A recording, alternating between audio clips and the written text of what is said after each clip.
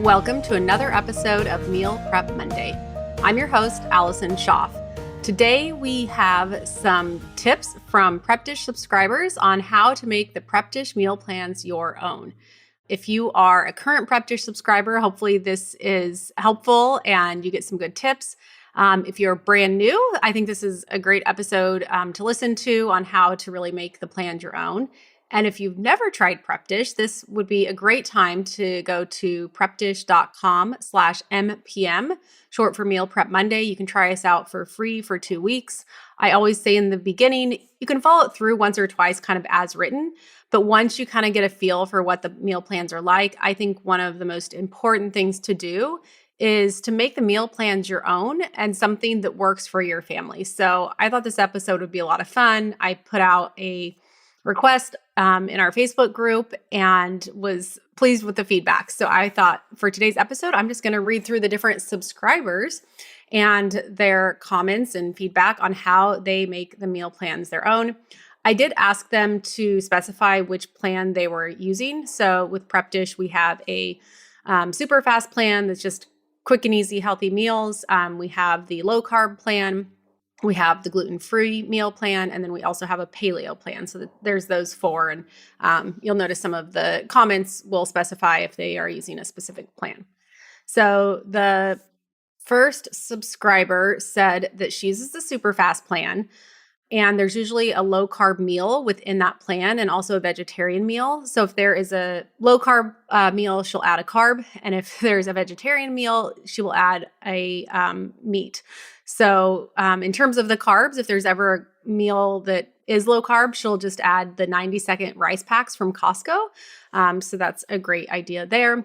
The next person said, I only use the separated recipes. So the separated recipes are if you're making the meals kind of each night as you go versus doing the meal prep ahead of time.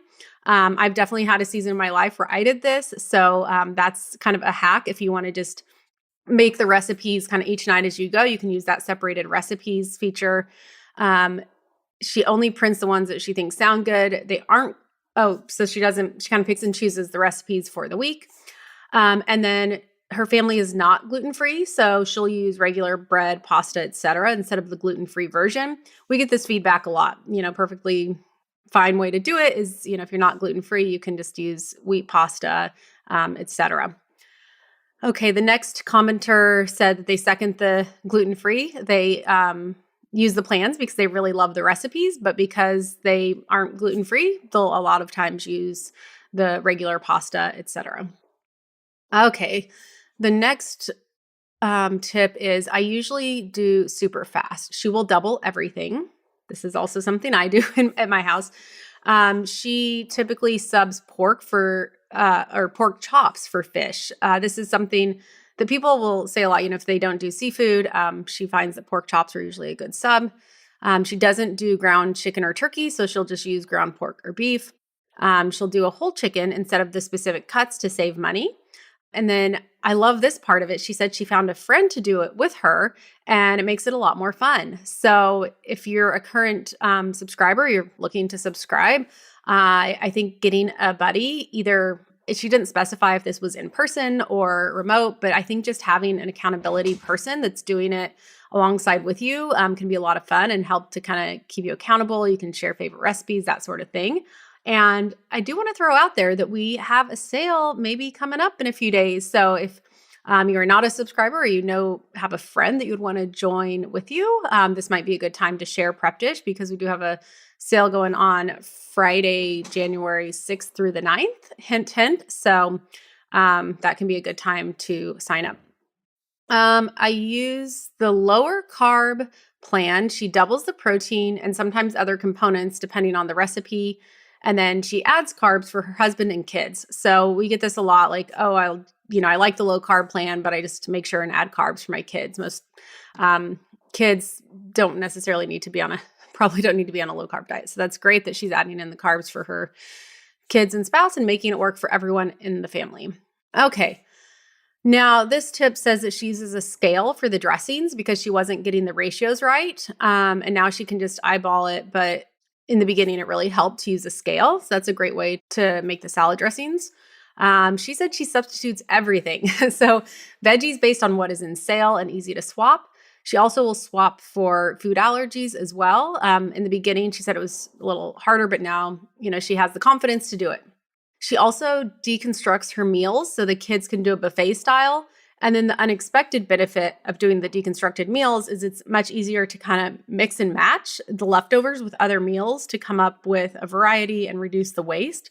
So that's a really good point. And we do that in our house a lot. And I hadn't even thought about that, but it does. If you have the meal deconstructed, it's easier to kind of have this side go with the leftover protein and make a new meal later down the road. So that's a good tip there.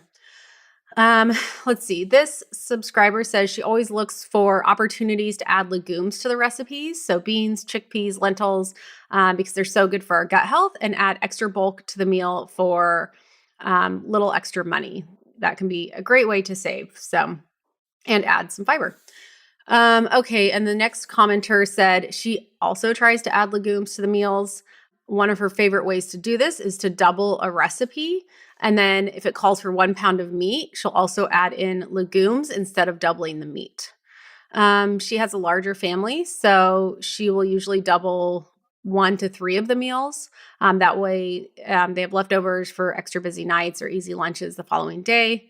Most of her kids are not big eaters, but she said she's sure she'll be doubling the meals within the next few years. Yes, I feel you on that. Having 2 little boys who are already, pretty good eaters, I can kind of see where we're headed into the future.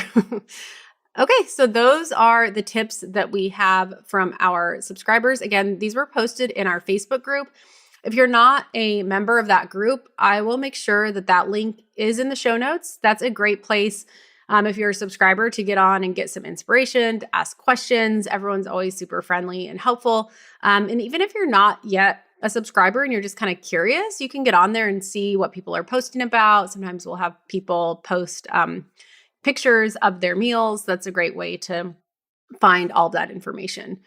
So that is it for today. Oh, quick reminder though, if you do want to try the meal plans, just head to prepdish.com/MPM and you'll get to try them for 2 weeks for free. No strings attached. You can cancel before your card is even charged. And if you have been a long-time listener and have not left us a rating or review, I would really appreciate that. That just helps other people find out about our podcast. That's all I have for this week. I will be back again next Monday.